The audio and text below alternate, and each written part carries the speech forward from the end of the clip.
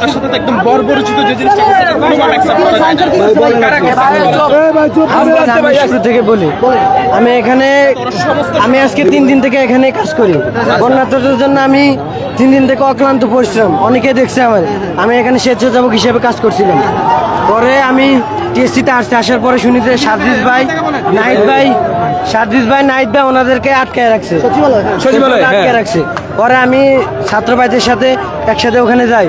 যাওয়ার পরে দেখি যে আনসাররা কেউ লাঠি সোটা, কেউ অগ্নেয়াস্ত্র, কারো হাতে মানে আপনার রড, কারো হাতে আপনার এই যে হকি স্টিক, এগুলো নিয়ে দাঁড়িয়ে রয়েছে। পরে আমগো দেখলাম যে সামনে দিয়ে একটা ছাত্রের মাইরা অজ্ঞান করে ফেলছে ওরে সময়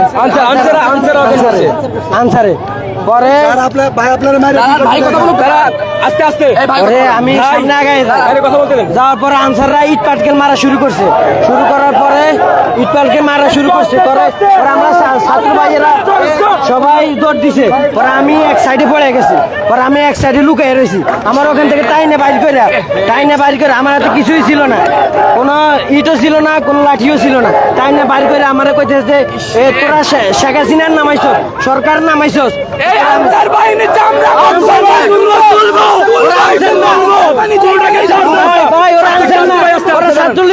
ছাত্রলীগ যেটি আমার মারছে, ছাত্রলীগ আমার ভাইদের উপরে আঘাত করেছে, আমার ভাইদের উপরে আঘাত করেছে। আমরা আনসারদেরকে ছাড়বো না।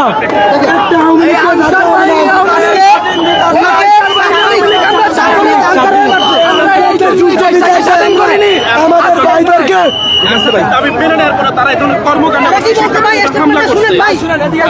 চরম জঘন্য বলছে তোরা সরকার নামাইছ, শেখ হাসিনা নামাইছ, তোদের একটা বাঁচতে দিব না। আমরা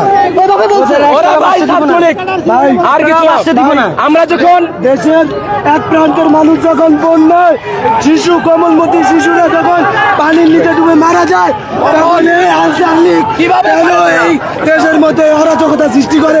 আমরা এই প্রশাসনের কাছে বিচার চাই, সেনাবাহিনী, পুলিশ বাহিনীর কাছে আমরা